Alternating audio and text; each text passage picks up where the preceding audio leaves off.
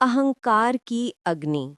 मोह की अग्नि को प्राप्त करने के बाद युवराज आर्यमान, वीरभान और गुरु का शिष्य धीरे धीरे आगे बढ़ते हुए एक अज्ञात प्रदेश में पहुंचे। ये स्थान इतना विशाल और रहस्यमय था कि उसकी भव्यता देखते ही वे तीनों कुछ क्षणों के लिए मौन रह गए। चारों ओर ऊंचे ऊंचे पर्वत खड़े थे, मानो आकाश को छू लेना चाहते हों।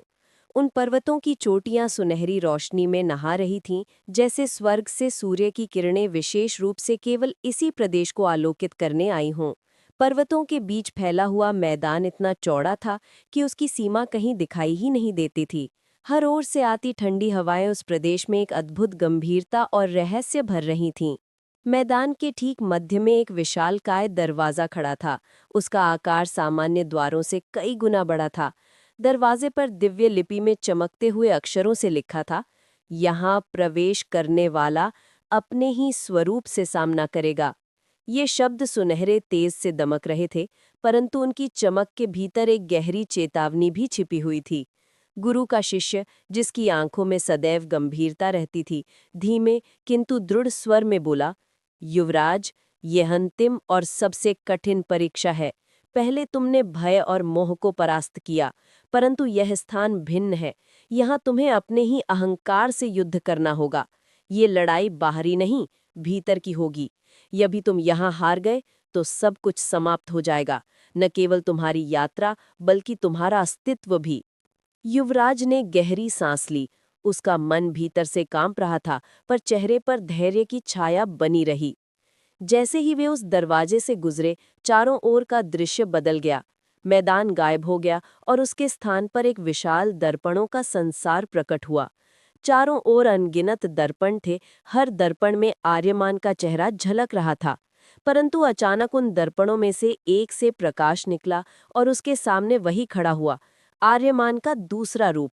वह दिखने में आर्यमान जैसा ही था, परंतु उससे कहीं अधिक विशाल, रौंबदार और प्रभावशाली। उसकी आंखों में घमंड की आग जल रही थी और होंठों पर तिरस्कार से भरी मुस्कान थी। उसने गरजते हुए स्वर में कहा, तुम साधारण युवराज हो, जिसे जेल की अंधेरी कोठरी में डाल दिया गया था। तुम वह हो जिसने एक स्त्री के छल से अपना राजपाट खो दिया। तुम कमजोर हो, दयालु हो और मूर्ख भी। परंतु मैं हूं असली आर्यमान। मेरा जन्म केवल राज सिंहासन पर बैठने के लिए हुआ है। मेरा भाग्य है कि मैं न केवल अपने राज्य का बल्कि पूरे जगत का शासक बनूं। क्यों तुम दूसरों की चिंता करते हो? क्यों तुम साधुओं और प्रजा के लिए अपने जीवन का बलिदान करने चले हो? याद रखो, राजा का धर्म है शासन करना, प्रजा से आज्ञा लेना और उन्हें अपने अधीन रखना। बलिदान देना राजा का काम नहीं, ये तो सेवकों और कमजोरों का धर्म है। तुम क्यों कष्ट उठाओ? उसके शब्दों में इतना आकर्षण और शक्ति थी कि सुनते ही वीरभान सहर उठा। वीरभान, जो अब तक युवराज के साथ हर परीक्षा में अड़िग खड़ा रहा था, अचानक विचलित हो गया। उसका हृदय डगमगाने लगा। उसने भय और असमंजस से कांपते हुए स्वर में कहा, आर्यमान, शायद ये दूसरा रूप ठीक कह रहा है। क्यों इतना संघर्ष? क्यों इतनी पीड़ा सहना? सिंहासन तुम्हारा जन्म सिद्ध अधिकार है। उसे पाने के लिए तुम्हें किसी की सहायता, किसी बलिदान या किसी तपस्या की आवश्यकता नहीं है। शायद अब समय आ गया है कि तुम भी ये स्वीकार कर लो कि तुम्हारा अधिकार सब कुछ पर है।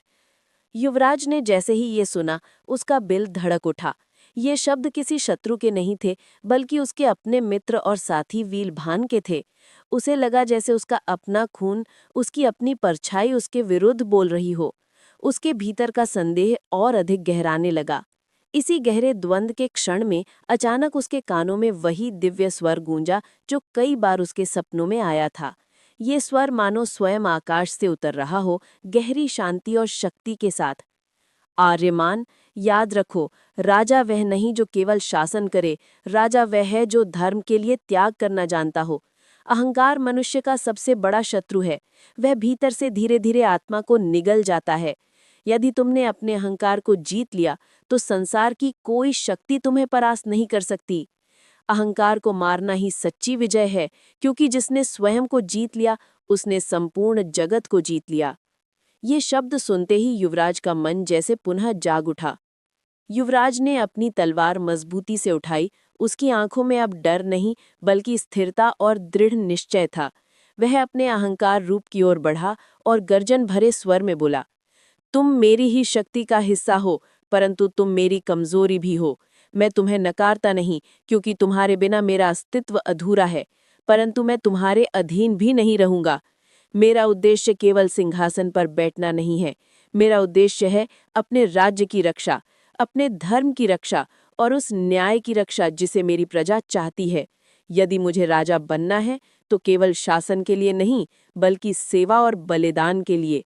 ये सुनते ही उसका दूसरा रूप क्रोध से दहाड़ा। उसकी आंखों से अग्नि झलकने लगी और वह आर्यमान पर टूट पड़ा, परंतु अगले ही क्षण उसकी देह बिखर गई और वह अग्नि की लपटों में परिवर्तित होकर शून्य में विलीन हो गया। जैसे ही दूसरा रूप भस्म हुआ, पूरे मैदान में भयंकर कंपन हुआ। धरती कांपने लगी और अचानक मैदान के बीच से एक अग्निकुंड फूट निकला। उसमें से नीली और सुनहरी लपटें उठने लगीं। ये लपटें साधारण नहीं थीं, उनमें ऊर्जा, प्रकाश और तपस्या का अद्भुत संगम था। शिष्य ने श्रद्धा से झुककर कहा, युवराज, यही है अहंकार की अग्नि। तुमने स्वयं पर विजय प्राप्त कर ली है। अब तीनों अग्नियां, भय की, मोह की और अहंकार की, तुम्हारे पास है। इन्हीं तीनों के संयोग से बनेगी त्रिनेत्र अग्नि, और वही त्रिनेत्र अग्नि है जो रानी चंद्रलेखा के मायावी कलुष को नष्ट करने की सामर्थ्य रखती है। युवराज और वीरभान मौन खड़े रहे। उनके हृदय में गर्व नहीं बल्कि गहरी विनम्रता और कृतज्ञता की भावना थी। दूर महल में रानी चंद्रलेखा अचानक सिहर उठी। उसके चारों ओर की हवा भारी और अस्थिर हो गई। उसे लगा मानो धरती उसके पैरों के नीचे से खिसक रही हो। उसकी आंखों में चिंता की लाली फैल गई। नीलांजना भयभीत होकर कांपती आवाज में बोली, बहन, अब वह तीनों अग्नियां प्राप्त कर चुका है। भय, मोह और अहंकार, ये तीनों अब उसके हाथ में है। इसका अर्थ है कि त्रिनेत्र अग्नि की उत्पत्ति निकट है। यदि ऐसा हो गया तो तुम्हारा मायावी कलश नष्ट हो जाएगा। फिर हमारी सारी योजनाएं ध्वस्त हो जाएंगी। हम क्या करेंगे? चंद्रलेखा ने अपनी लाल आंखें नीलांजना पर गड़ाईं। उसके चेहरे पर अब भय नहीं बल्कि क्रोध और घृणा का तूफान उमड़ रहा था। वह धीमे परंतु दृढ़ और विष भरे स्वर में बोली, यदि अग्नियां उसके पास पहुंच चुकी हैं, तो हमें कलश की शक्ति का वह अंतिम रहस्य खोलना होगा। वह रहस्य जो आज तक किसी ने नहीं जाना। ये वही रहस्य है जो मुझे अब तक अपराजित बनाए रखता आया है। अब समय आ गया है कि उस रहस्य का प्रयोग किया जाए। महल का वातावरण भारी और अशुभ हो उठा। हवा में मानो किसी अदृश्य तूफान की आहट थी। अगर आपको ये कहानी पसंद आए तो अपने सुझाव और विचार कमेंट में ज़रूर लिखें। आपके विचार हमें आगे की कहानी लिखने की प्रेरणा देंगे। आपका अपना चैनल वीपी टाइगर एफएम को लाइक और सब्सक्राइब करना ना भूलें। नई कहानियों की अपडेट पाने के लिए बेल आइकन ज़रूर दबाएं।